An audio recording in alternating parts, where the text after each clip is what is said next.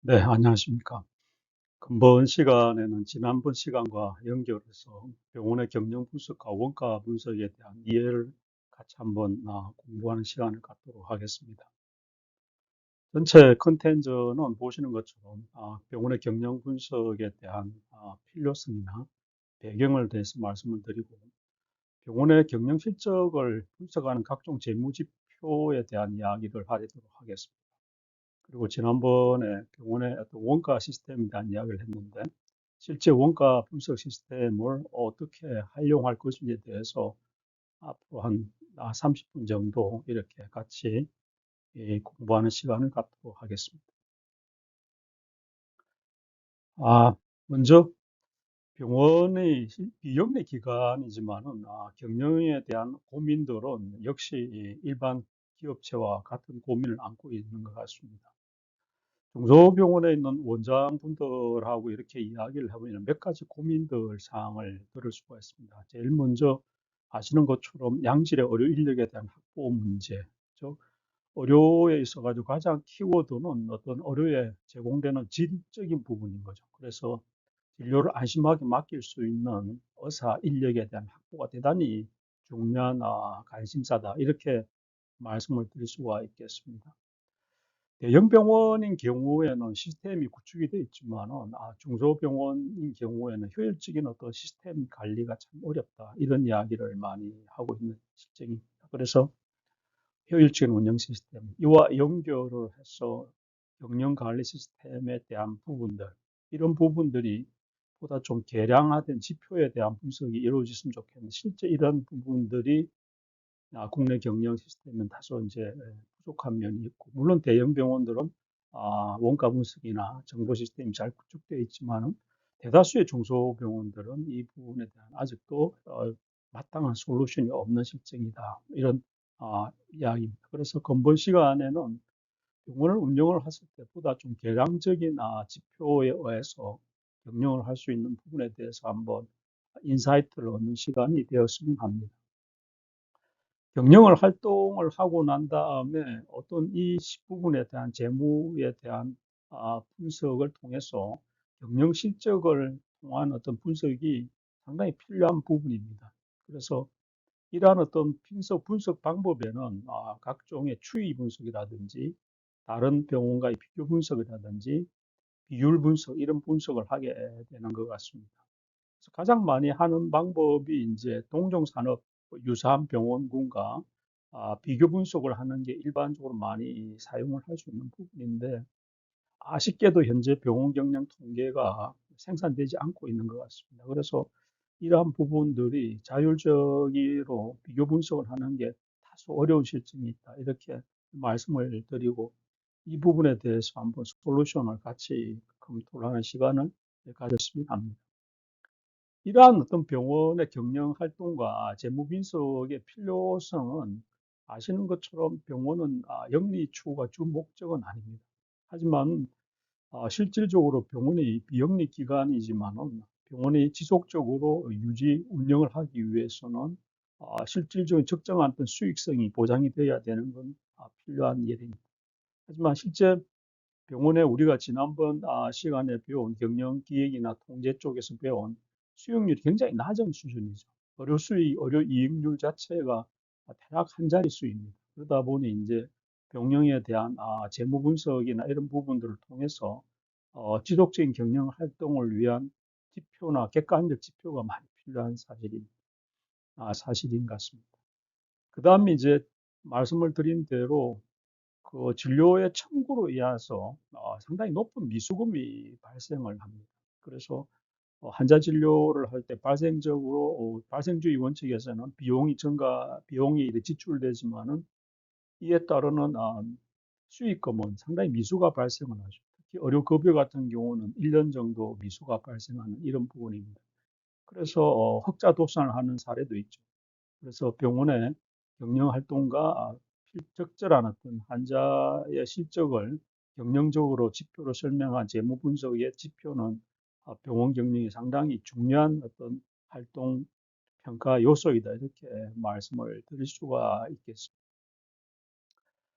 개인적으로 병원경영연구원에 있을 때에 이제 수련병원을 통계를 가지고 분석을 한 실제의 사례들입니다. 보시는 것처럼 지난번에 한번 설명을 드린 것처럼 단기 순이익 부분이나 경상이익 부분들이 그렇게 높은 수준은 아닌 거죠. 하지만 이러한 어떤 백병상당 지표들이 현재 통계에 대한 경영 분석 지표가 없기 때문에 최근 자료를 이용을 해서 병원의 실적을 비교 분석하는 부분들이 상당히 현재는 구조적으로 어려움이 있다. 이렇게 말씀을 드릴 수가 있겠습니다. 현재의 병영진석 공부업에 대해서 재무분석 지표에 대해서 말씀을 드리면은 먼저 지표에 대해서 안정성, 수익성, 활동성, 성장성이 이 재무지표 분석의 일반적인 어떤 지표들이다. 이렇게 말씀을 드릴 수 있고, 병원의 수익성 분석은 우리가 월간 단위 또는 과별, 그다음에 환자나 입원 구성비에 대한 분석 지표도 생산을 할 수가 있습니다. 생산성 분석 지표는 직원 1인당 부가가치가 어느 정도 되는지, 특히 이제 의사 1인당 부가가치가 대단히 의미가 있는 지표가 되겠죠. 그래서 실제 전문 1인당 부가가치가 어느 정도 되는지에 따라서 병원이 지속 성장 가능한지 아닌지를 판단할 수 있는 이런 중요한 지표가 될 수가 있습니다. 그 다음에 환자 진료 실적에서는 병상 이용률이라든지 병상 이용률이 높다는 것은 그만큼 병상 가동률이 높다 이렇게 우리가 평가를 할 수가 있겠죠. 대략 한 85% 정도의 병상 가동률이 적정하다 이렇게 우리가 알려져 있습니다. 다음 병상 회전율이라든지 병상 회전율은 1년 동안에 365일 동안에 환자분들이 몇 명 정도 입원을 했는지 그렇죠. 실제 환자의 평균 재원 일수가 10일이라면 100% 가동이 됐다면 36.5명의 환자가 실제 회전을 할 수가 있을 것 같습니다. 평균 재원 일수 평균 재원 일수는 환자의 연 환자 수를 실 환자 수로 나누면은 일평균 환자들이 재원한 기간이 되는 거죠. 우리나라는 현재 평균 한 12일 정도 되고 있습니다. 이런 평균 재원 일수는 미국보다 상당히 긴데 미국 같은 경우에는 대략 6.5일 정도 됩니다. 그래서 우리가 한 2배 정도 되고 있죠. 참고로 고령화 지수가 굉장히 높은 만성 질환을 많이 진료를 하고 일본 같은 경우는 39일로 대단히 길죠. 그래서 이 평균 재원 일수가 어떻게 관리되느냐에 따라서 병원의 일당 수익이 상당히 달라질 수가 있습니다. 그 다음에 이제 의료에 대한 인력 부분들, 상대적으로 우리가 인력을 많이 쓰고 있는지, 작게 쓰고 있는지 부분은 타 병원과 비교 분석을 통해서 얻을 수 있는 지표고, 그 다음 원가, 간단한 원가 분석은 의료 수익 대비 의료 원가가 어느 정도 되는지, 이런 지표를 가지고 일정 기간 동안에 분기별, 단기별, 연간 실적을 분석해서 우리 병원의 문제점이나 경영을 개선하는 방법을 찾는 것은 경영 지표를 통해서 얻을 수 있는 지표인데 제 예상 외로 이런 부분에 대해서 굉장히 우리가 아직은 취약점이 있다. 국내 병원들이 이렇게 말씀을 드릴 수 있고 뭐 개인적으로 나중에 요 뒷파트 있겠지만은 이러한 지표들을 지금처럼 이렇게 온오프라인이 발달된 인터넷 시대에서 병원의 정보를 분석을 해서 비교 분석을 해서 정례적으로 받아볼 수 있는 하스피탈 매니지먼트 인포메이션 시스템을 유사 병원군끼리 이렇게 결합을 해서 분석을 하고 제공을 받으면은 상당히 합리적인 경영을 할 수 있지 않을까 이런 생각을 해서 뒤에 별표를 붙여봤습니다.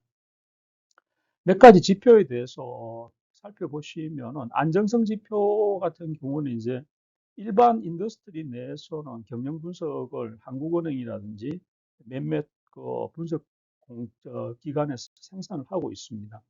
안정성 지표는 얼마만큼 병원이 안정적으로 경영이 되고 있느냐는 걸 분석을 하는 지표인데 부채 비율 같은 걸 보시면은 자기 자본, 그러니까 자기 자본이란 말 대신 비영리 기관이니까 기본 재산이라고 하죠. 자본금인데 자본금 대비 부채 비율이 높으면은 그만큼 위험하다는 거죠. 그래서 이 판정하는 부분은 개인적으로 제가 한번 작성을 해봤습니다. 가장 안정적인 부분은 20% 미만이면 아주 좋죠. 판단 큰 데는 한 40% 미만인 경우도 안정하다 이렇게 볼 수가 있습니다. 그래서 이런 것들을 정기, 단기라고 한 것은 기간의 입원 분기나 입원 단기에 비해서 전기는 어떻는지 유사한 병원에서는 유사 병원의 비율과 비율 분석을 해서 비교 분석을 통해서 우리가 타 병원 대비 얼마만큼 부채 비율이 높은지 이런 것을 분석을 할 수가 있는 지표가 되겠습니다. 이 고정 비율 같은 경우에는 기본 자산에 대해서 투자된 고정 자산이 너무 지나치게 높은 경우에는 소위 말하는 현금의 부족 현상을 가질 수가 있고 자금의 유효화랄까 할까요? 지나치게 고정자산 투자가 높은 경우에는 경직성을 불러올 수가 있습니다. 경영상에. 이런 것들이 100% 미만이면 상당히 양호하다. 이런 건데, 이런 것들을 정기적으로 이렇게 자료를 받아볼 수 있게 하면 대단히 의미가 있겠다 생각을 합니다. 그 다음에 수익성 지표들입니다. 재무분석의 수익성 지표에서 가장 중요한 지표는 의료 수익 대비 의료 이익입니다. 의료 수익은 입원과 외래 수익을 합친 부분과 기타 의료 수익을 합친 부분이죠. 그래서 이 부분에서 의료 수익에서 의료 비용, 인건비, 재료비, 관리비를 뺀 부분에 대한 것이 의료 이익인데 의료 수익 대비 의료 이익률을 계산을 해서 대략 이 부분이 가장 A 등급 정도라면 10% 이상이면 국내 의료기관은 굉장히 양호하고 마이너스가 되면 상당히 위험하다 이렇게 평가를 할 수가 있겠죠. 그 다음에 이제 의료 수익, 의료 순이익률이라는 수익성 지표가 있는데 의료 수익을 분모에 두고 분자의 단기간의 순이익, net profit을 해서 이것도 역시 10% 이상이면 아주 양호하고 마이너스가 되면은 상당히 위험한 등급, 낮은 등급을 받을 수 있는 이런 지표가 되겠습니다. 활동성 지표라는 것은 병원이 가지고 있는 자원이나 자산이 얼마만큼 의료 수익에 창출하는 데 도움을 주느냐 이것을 평가하는 지표입니다. 보시는 것처럼 이런 총자본 회전기간, 재고자산 보유일수, 의료 미수금 회전율, 의료 미수금 회전기간 이런 부분들이 활동성인데 위에 보시는 판정표를 보시면서 참고를 하시면 될 것 같습니다. 병원의 지속 성장도 대단히 의미가 있죠. 그죠? 우리가 잘 아시는 것처럼 입원과 외래 성장률이 있을 것 같은데 이 증가율은 전년 대비 얼마만큼 성장을 했느냐는데 입원 수익 증가, 외래 수익 증가인데 특히 이제 중요한 부분이 외래 수익 증가율이 상당히 의미가 있을 것 같습니다.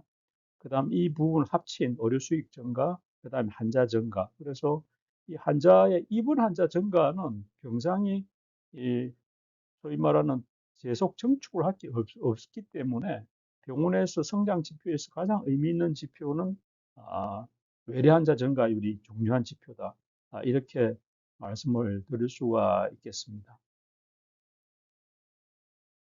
이러한 어떤 경영 분석을 한 것을 활용을 할 수 있는 방법이 이루어진다면은 좀 개량적인 합리적인 경영 지표를 만들 수 있고 이러한 것들은 상당히 이 병원의 출산공 요소에 나름대로 큰 영향을 줄 수 있다 이렇게 보일 수가 있습니다.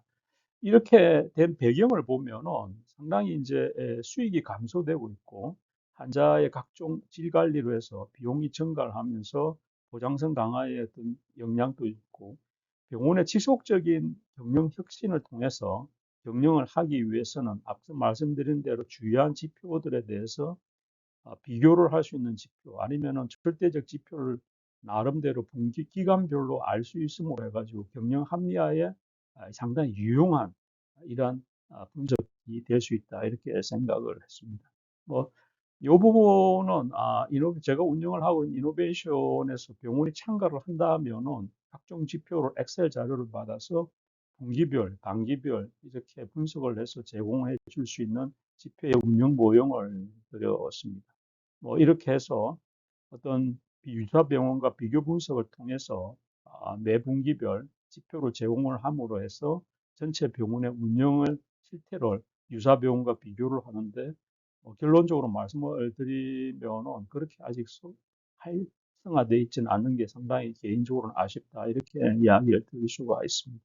기본적인 방법은 실제 병원의 각종 재무지표를 엑셀로 입력을 한 온오프로 입력을 해서 분석을 한 다음에 회원병원의 CEO나 주요 간부들한테 제공을 해주는 방법이고 필요에 따라서는 개인적인 평가 의견서를 종합을 해서 뭐 제시를 해드립니다. 예를 들자면은 유사병원 대비 인력의 현황이라든지 진료의 생산성이라든지 장비의 유틸리티의 가동력이라든지 이런 것들을 분석을 해서 유사한 병원군과 비교해서 우리 병원이 실적이 어느 정도인지 받아봄으로 해서 상대적인 우리가 우위에 있는 점 또는 약점 있는 부분들을 살펴볼 수 있는 그런 기회를 제공하고자 하는 아이디어였습니다.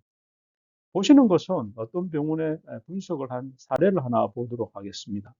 이 백병상당 손익계산서라고 하는 것은 분기별로 작성을 해보았는데 왜 백병상당 했냐면은 이 타 병원과 비교를 할 때 병상을 표준화를 시켜야 되겠죠. 그래서 이 백병상이라는 기준을 두고 비교 분석을 합니다. 그래서 이 백병상당 의료 수익을 보면은 어떤 비교 병원과 비교를 중소병원군인데 상당히 이제 전분기에 비해서 상당히 양호했죠. 82억 정도의 병상당 매출을 올렸다면은 비교 병원의 유사한 중소병원보다는 높은 수준이다. 하지만 의료 비용도 상당히 높은 수준입니다. 그죠? 그래서 아, 백병상당 한 14개 정도의 매출을 올렸고 전분기에 비해서 한 6억 정도의 매출을 더 올리겠는데 이런 것들이 비교 비용과 분석을 통해서 분기별로 대략 1분기 정도니까 이게 곱하기 4를 하면은 연간 실적으로 대략 산출이 될 수 있는 것 같습니다. 그다음 우리가 앞서 보신 것처럼 병상 이용률이 전분기에는 87.6% 정도였고 이런 중소병원급이나 85% 양호한 실적을 가지고 있는데 당분기에는 74%라고 하면 상당히 낮은 수준입니다. 그래서 왜 이렇게 병상 가동률이 낮게 되는지 원인을 같이 이렇게 분석을 하면서 병원을 경영을 합리화할 수 있는 방법이 아닌가 이렇게 생각을 하고 이 병원 이용률이랑 조금 이해하기 좀 독특한 부분이 있는데 이게 이제 조정 환자 수를 병상으로 나누는 부분인데 입원과 외래 환자 수를 어드저스트한 데일리 센서서 ADC라고 말을 하죠. 이 조정 환자라는 개념을 쓰는데 왜 이 조정 환자라는 개념을 쓰냐 하면은 가상의 숫자입니다. 병원은 입원과 외래의 실적이 메인 산출물이죠. 그러다 보면 어떤 병원, 특히 소아 어린이 병원들은 입원보다는 외래가 많을 거고, 어, 여인 요양병원 같은 경우에는 실질적으로 외래 환자는 별로 없을 것 같습니다. 그래서 이걸 단일한 기준, 즉 어드저스트 데일리 센서스라는 조정 환자 수를 가지고 가동 병상수로 나눠서 계산을 하면은 절대치에 대한 환자 조정을 생산성을 분석하기 위한 하나의 가상적 자료다 이렇게 볼 수가 있고 미국 쪽에서 많이 사용하고 있는데 참고를 해봤습니다. 그리고 일평균 외래 환자 수, 일평균 조정 환자 수도 앞서 말씀드린 대로 병원 실적을 분석하는 하나의 중요한 지표가 될 수도 있겠다. 이렇게 말씀을 드릴 수가 있겠네요. 이 전문의 1인당 월 평균 진료 실적도 상당히 중요한 부분이죠. 병원에 있어가지고 잘 아시는 것처럼 이 병원의 모든 어떤 부가 수익 자체가 메디컬 닥터의 오드에서 출발을 하고 전문의가 상당히 그 진료에 있어서 키맨 역할을 하고 있습니다.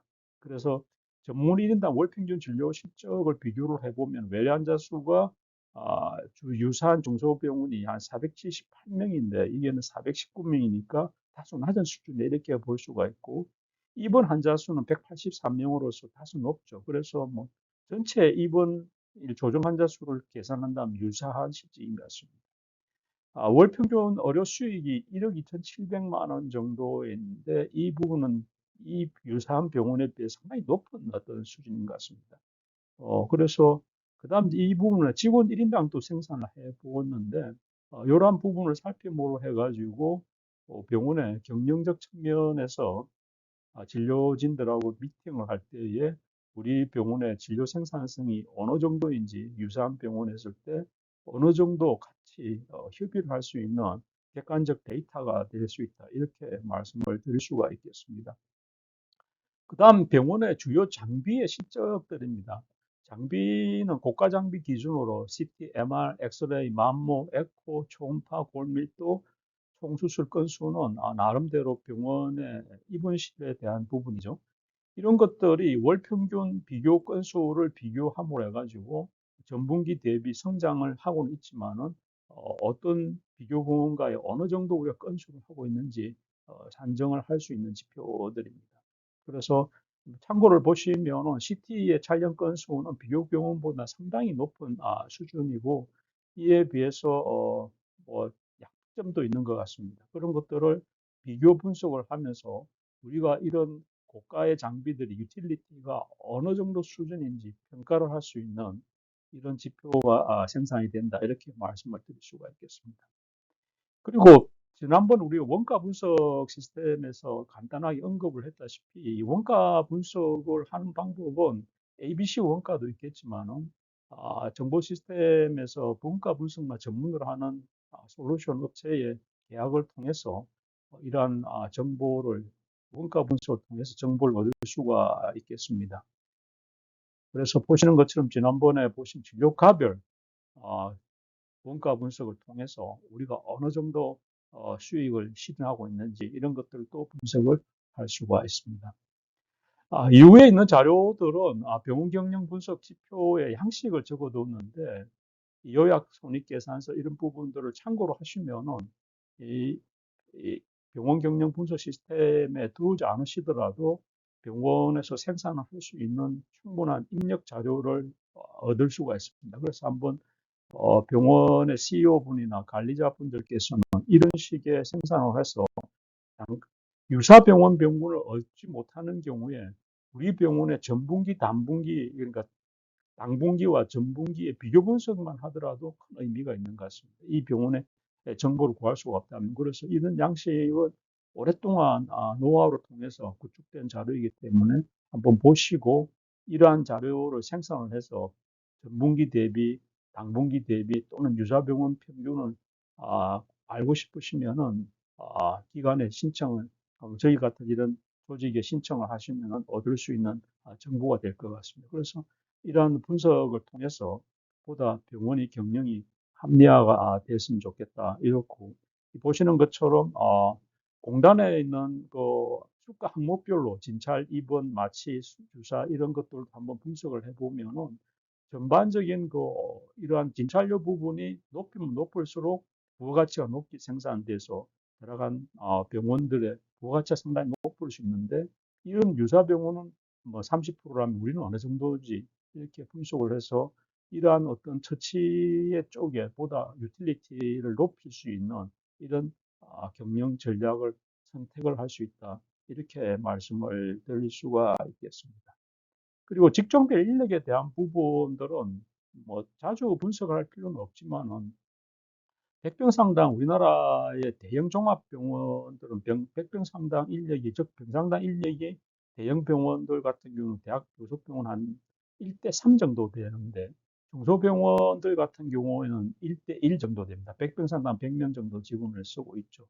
그래서 의사직, 간호직, 약무직, 의료기사직, 행정관리, 영양, 영성, 전상, 기타, 외부 용역직을 합쳐서 이 당분기에 대한 부분들, 뭐 예를 들면은 2023년도 4, 4분기라든지, 그 다음 2024년도 3, 4분기에 대해서 증가 요소라든지, 아니면 유사병원을 비교를 함으로 해서 우리가 직종별 인력을 어느 정도 쓰고 있는지, 또는 이 부분에 과다하게 쓰고 있는지, 이런 부분을 비교를 해서 중장기적으로 우리가 실적 대비 얼마나 많은 노동력, 인력을 투입하고 되는지를 분석을 할 수가 있을 것 같습니다. 그래서 이러한 말씀드린 지표들을 병원의 행정 파트에 있는 분이 있다면은 관리직이라고 하면은 어느 정도 약식이라도 작성을 하셔가지고 개수에 의한 경영이 되면은 병원의 외부 환경의 변화에 대해서 대응력을 높일 수 있는 이런 전략을 구축할 수 있지 않을까 이렇게 생각이 됩니다.